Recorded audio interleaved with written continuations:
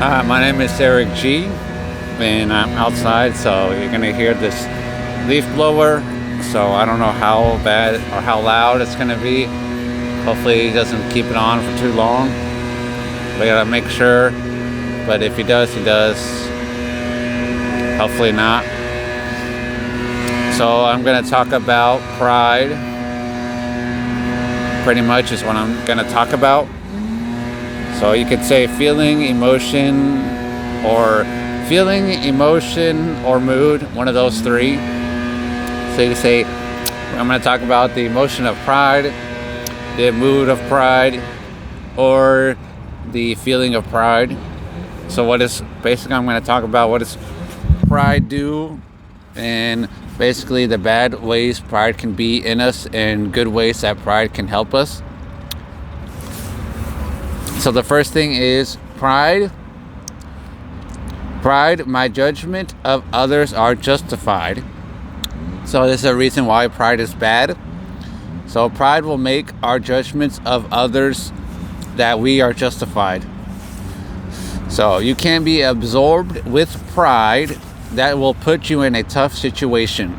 So pride can be absorbing you and it will put you in a tough situation. Pride can begin to make you have a feeling of entitlement that is not genuine. So you're going to start to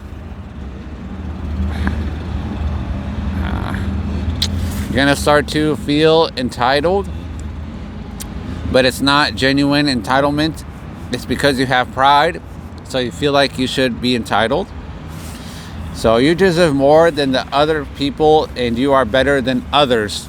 So pride will make you think that you deserve more than other people and that you are better. Pride will make you not see the breaking of you not being honest to be justified by bending the rules because everyone else does it until you get caught.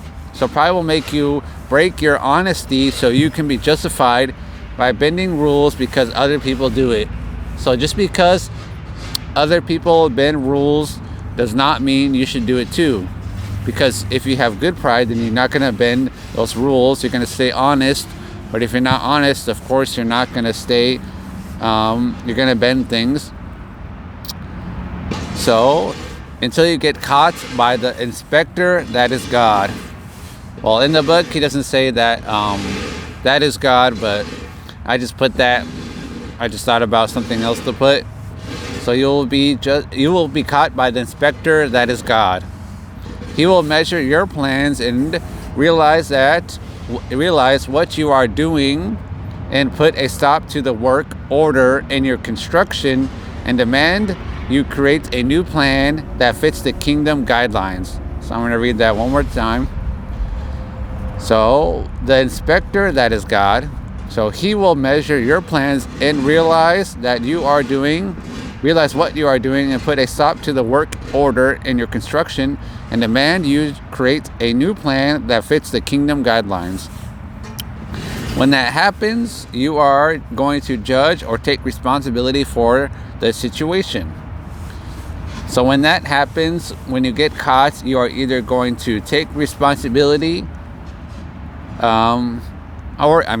if that happens, first thing is you're going to judge or you're going to take responsibility for the situation. One of those two things. So somebody has pride and they get caught, they are going to judge or they're going to take responsibility. One of the two. God will say, "How dare you question me?" We have to look at ourselves and not put the blame at God. So when our pride, or we get caught in our pride, where the blame has to go to is to yourself. So pride is the ego. So pride is the successful part of ego. Being on top is the point of life when you feel superior to others. So pride will make your ego feel like you need to be on top and make you feel like you are superior to other people. It is generally revealed. So how does it get revealed? So it is generally revealed when we judge them just like we do to God. So when we judge people just like we can judge God when we get caught in a situation, that's how we know our ego is really high. But pride can produce good qualities. So pride can do good things. It's not always bad. Pride can produce good qualities. It can help motivate us.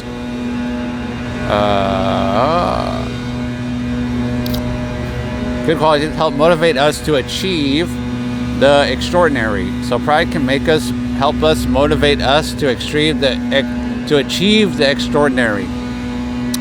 It can encourage us to stand up for our beliefs. It can make us accept our own role in success.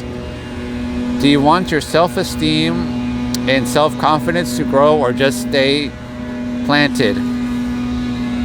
So it can help us stand up for what we believe in. And do you want your self-esteem and self-confidence to grow or just stay planted?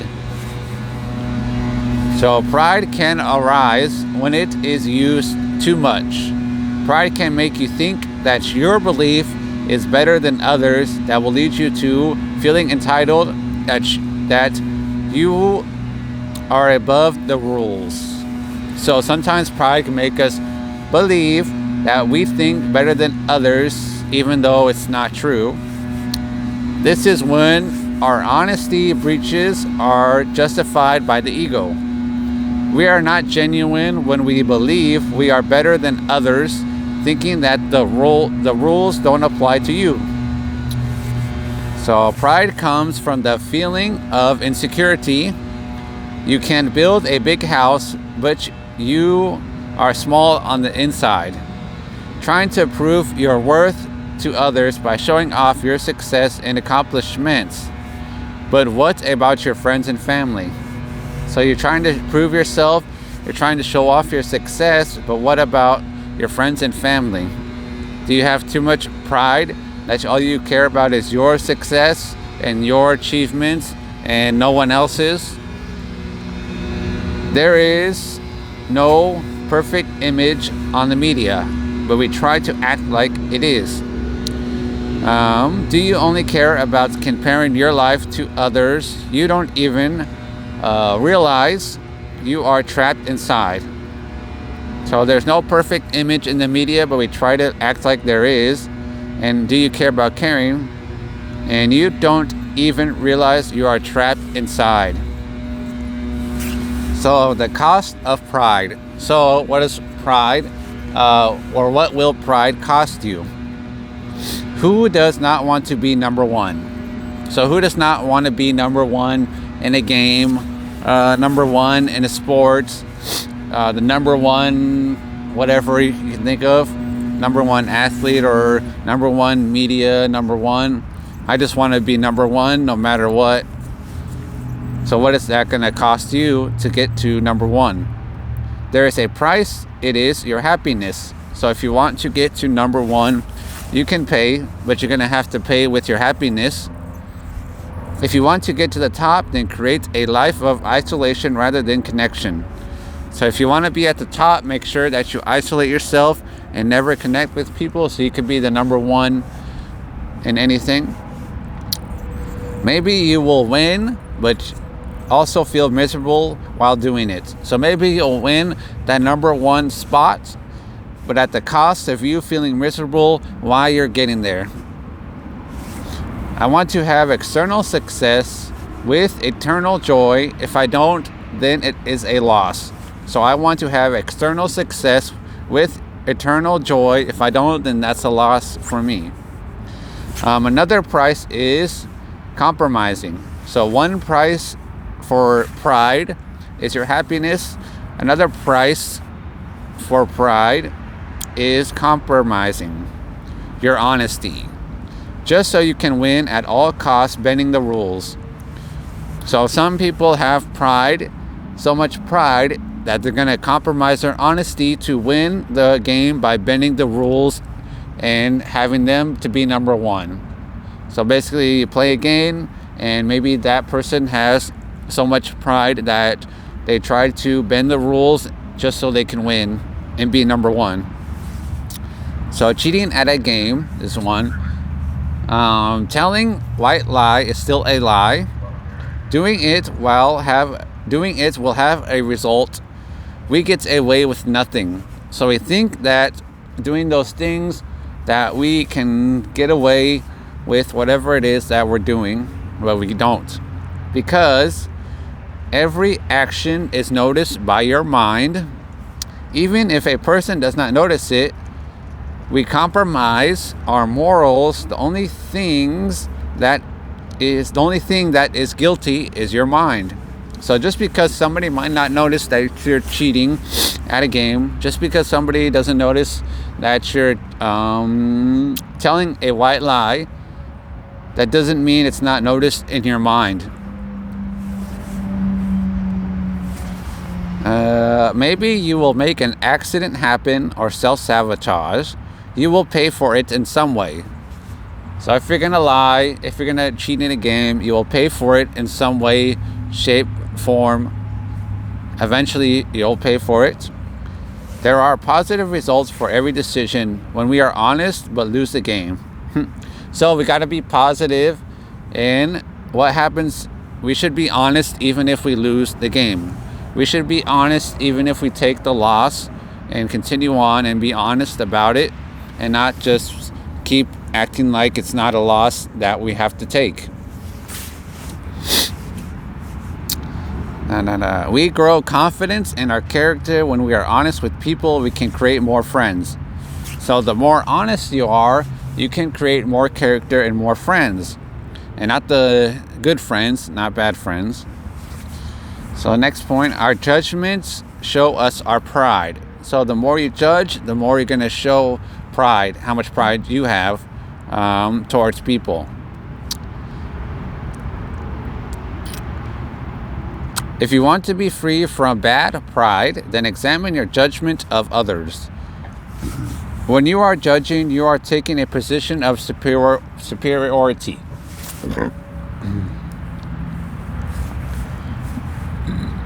You think you know better, but you don't. So when you take judgment, you're taking a position of superiority, and you think you know better than other people, but you don't. And those are the kind of friends that I probably shouldn't have, are the friends that take position over you or superiority over you and say, I know what's better for you, but you don't know what's better for yourself. How are you going to know what is best for someone else when you're not in their shoes? So how do you know what's best for me if you don't walk in my shoes? Or how do you know what's best for me if you're not the one walking in my shoes? Because it's not the same for you and me. It's a different shoes that you gotta wear, so you don't need to. So nobody's gonna judge me and try to think that they know better than what I know for myself. Although sometimes I guess it's good advice. Sometimes somebody maybe does know that you should take a better decision, and good advice maybe sometimes, and you should take it. How they should be acting when you don't know what lessons they need to learn or know how they are thinking. So you don't know what lessons they should be learning, so you shouldn't tell people how to act. You shouldn't tell people what's better for them. Or tell them, you're not God. The only mind you should be doing that to is yourself. When God makes the work order stop, we think it is unfair, like He is picking on us for no good reason. So basically, this is a way you can examine your judgments. So if you have judgments, you should examine them and see how they are. So the first thing is it true? So is your judgment about the person or about whatever it is that true? Can I know that it is true? So can you know that it is true? How do I feel when I think this thought? Who would I be if this thought could no longer exist? So ask the first two questions. So the first two questions should shift your mind from being proud to recognize that you really don't know anything at all. You think you know how a person should act, but you can't know that without absolute clarity. So you think you know how a person should act, but you can't know that without absolute clarity.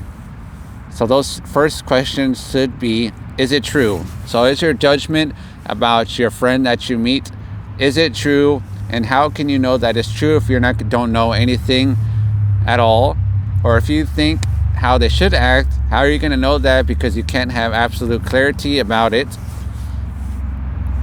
So, and then the other two should help you understand that your suffering over the situation is due to your mind, not the other person.